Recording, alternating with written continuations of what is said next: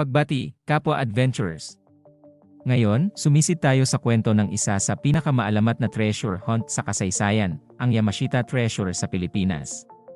Ito ay isang kwento ng kasakiman, panlilinlang, at pakikipagsapalaran na nakabihag sa imahinasyon ng mga mangangaso ng kayamanan at mga explorer sa buong mundo.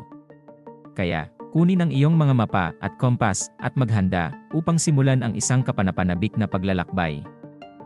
Noong ikalawang digmaang pandaigdig, sinalakay ng hukbong Hapons ang Pilipinas, at pinaniniwalaan na ninakawan nila ang yaman ng bansa, at itinago ito sa isang lugar sa gubat upang hindi ito mahulog sa mga kamay ng kaaway. Ang kayamanan na ito, nakilala bilang Yamashita Treasure, ay sinasabing naglalaman ng ginto, diamante, at iba pang mahahalagang artifact na nagkakahalaga ng bilyon-bilyong dolyar.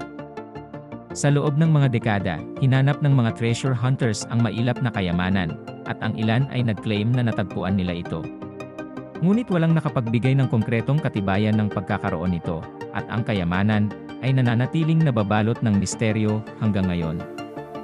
Gayunpaman, mayroong maraming mga account ng mga individual na nag-claim na natisod sa Yamashita Treasure. Ang isa sa mga kwento ay ang tungkol kay Rogelio Rojas, isang Pilipinong mangangaso ng kayamanan na nagsabing nakatuklas ng kayamanan noong 1970.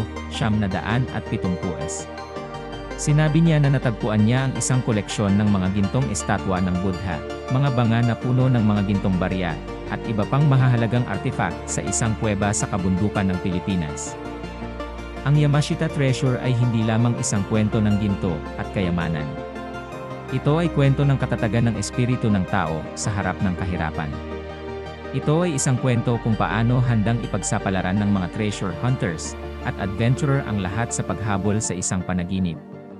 Ito rin ay isang paalala ng mga makasaysayang kaganapan na naganap noong World War II at ang mga kalupitan na ginawa ng hukbong Hapons.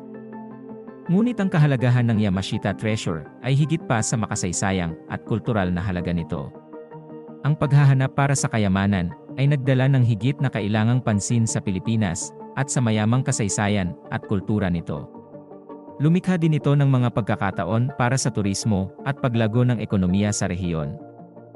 Ang Yamashita Treasure ay isang maalamat na kwento ng pakikipagsapalaran at treasure hunting na nabighani sa mga tao sa loob ng ilang dekada.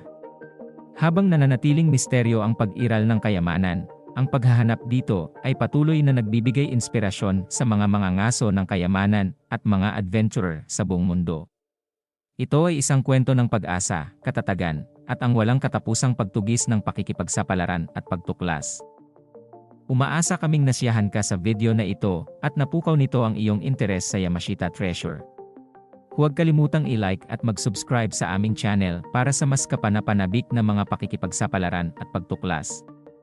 Hanggang sa susunod, patuloy na magalugad, patuloy na mangarap, at huwag tumigil sa paghabol sa iyong mga hilig.